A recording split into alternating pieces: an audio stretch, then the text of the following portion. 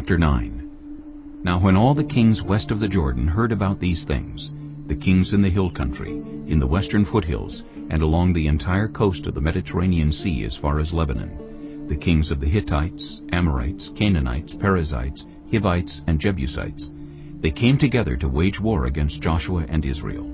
However, when the people of Gibeon heard what Joshua had done to Jericho and Ai, they resorted to a ruse. They went as a delegation whose donkeys were loaded with worn-out sacks and old wineskins, cracked and mended. They put worn and patched sandals on their feet and wore old clothes. All the bread of their food supply was dry and moldy. Then they went to Joshua in the camp at Gilgal and said to him and the Israelites, "We have come from a distant country. Make a treaty with us." The Israelites said to the Hivites, "But perhaps you live near us, so how can we make a treaty with you?" "We are your servants," they said to Joshua. But Joshua asked, "Who are you, and where do you come from?" They answered, "Your servants have come from a very distant country, because of the fame of the Lord your God. For we have heard reports of him, all that he did in Egypt, and all that he did to the 2 kings of the Amorites east of the Jordan, Sihon king of Heshbon and Og king of Bashan, who reigned in Ashtaroth. And our elders and all those living in our country said to us, 'Take provisions for your journey, go and meet them and say to them, "We are your servants. Make a treaty with us. This bread of ours was warm when we packed it at home on the day we left to come to you. But now see how dry and moldy it is. And these wineskins that we filled were new, but see how cracked they are. And our clothes and sandals are worn out by the very long journey." The Israelites sampled their provisions, but did not inquire of the Lord. Then Joshua made a treaty of peace with them to let them live, and the leaders of the assembly ratified it by oath. 3 days after they made the treaty with the Gibeonites, the Israelites heard that they were neighbors living near them.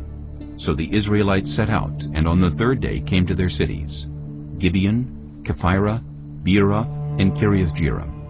But the Israelites did not attack them, because the leaders of the assembly had sworn an oath to them by the Lord, the God of Israel.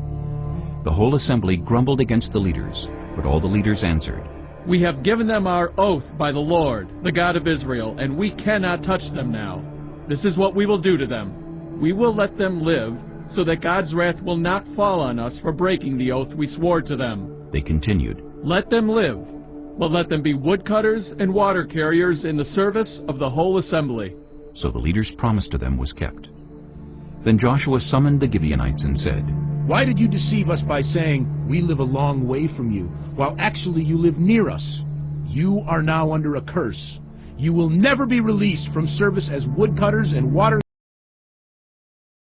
carriers for the house of my God." They answered Joshua, Your servants were clearly told how the Lord your God had commanded his servant Moses to give you the whole land and to wipe out all its inhabitants from before you.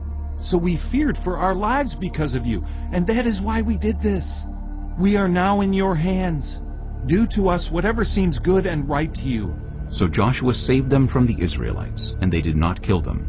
That day he made the Gibeonites woodcutters and water carriers for the assembly, to provide for the needs of the altar of the Lord at the place the Lord would choose.